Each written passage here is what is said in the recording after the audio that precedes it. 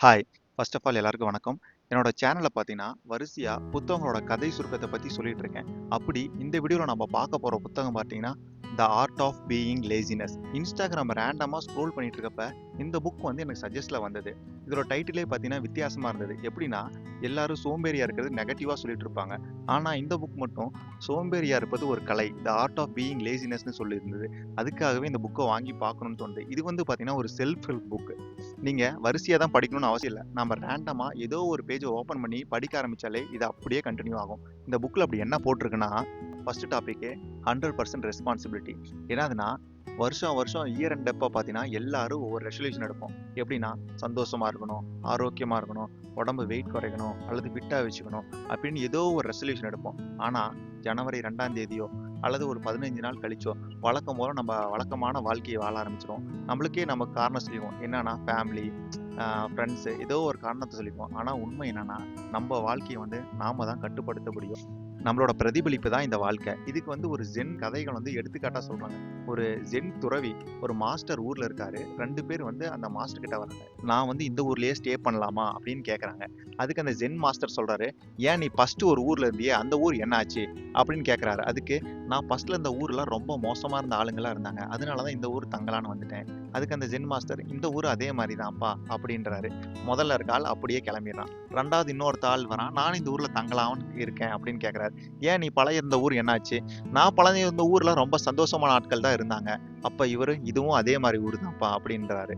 உண்மை என்னன்னா, நாம எதிர்மறை சிந்தனைகள் கொண்டு இந்த சொசைட்டிய பார்த்தோம்னா, நமக்கும் எதிர்மறை சிந்தனையா தான் தெரியும். ஸோ, எல்லாத்துக்கும் நாம தான் ரெஸ்பான்சிபிலிட்டி.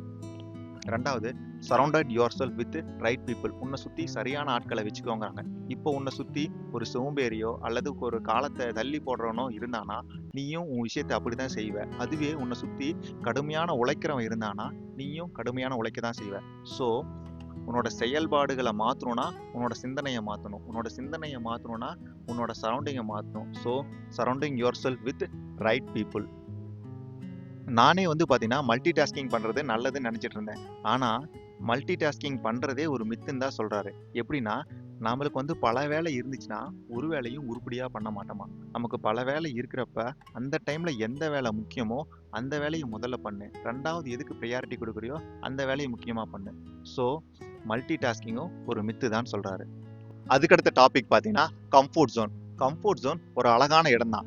என்ன அந்த இடத்துல எதுவுமே வளராது. இப்போ நமக்கு ஒரு பெரிய கோல் இருந்துச்சுன்னா, அந்த கோல நெனச்சு ப்ரொக்ராஸ்டினேஷன் காலத்த தள்ளி போட்டுட்டு இருக்காம, அந்த கோல உடைச்சு சின்ன சின்னதா அட்டைன் பண்ணி போ. அப்படி அட்டைன் பண்ணி போறப்ப, அது நல்லது நடக்குமா? கெட்டது நடக்குமா? அப்படின்னு யோசிச்சுட்டுலாம் இருக்காத. சில நேரங்கள்ல கெட்டதே நடந்தாலும், அதுலயும் ஏதோ நல்லது நடக்குங்கிறாங்க.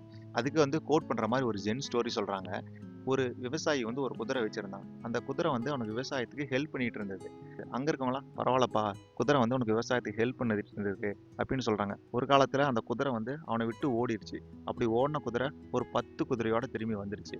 ஒரு நாள் அவன் பையன் குதிரையில ஏறி உட்கார்ந்திருக்கப்ப பார்த்தீங்கன்னா, கீழ விழுந்து கைய உடைச்சுட்டான். அப்போ வந்து அந்த ஊர்ல போர் நடக்குது. போருக்கு வந்து ஆளுங்க தேவைனால ஊர்ல இருக்க ஆம்பளைங்கள எல்லாத்தையும் கூட்டிட்டு போயிடுறாங்க. பட் அவனோட பையன மட்டும் விட்டுட்டு போயிடுறாங்க. ஸோ, நீ கெட்டதுன்னு நெனச்சுட்டு இருக்காத. சில நேரம் கெட்டதுலயும் பார்த்தீங்கன்னா, சில நல்லது நடக்கலாம்.